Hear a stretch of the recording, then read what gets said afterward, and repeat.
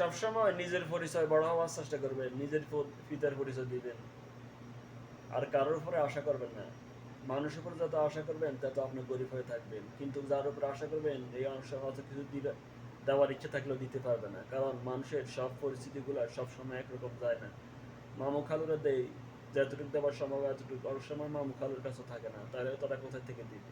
তাই কোনো মানুষের উপর কোনো কিছু থেকে কোনো কিছু দিবে বলে আশা করবেন না। আশা করলে আপনি গরিবে থাকে যাবেন।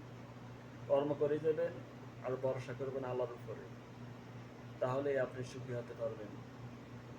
কেউ মানুষের দেওয়ার ইচ্ছে থাকলে অনেক সময় কোনো মানুষের কাছে ইচ্ছে থাকে আমি অনেক অনেক কিছু দিয়ে দিব, কিন্তু কোনো সময় দেখে যে ওর কাছে থাকে না। তাহলে এই জন্য ভরসা করবেন আল্লাহর উপরে।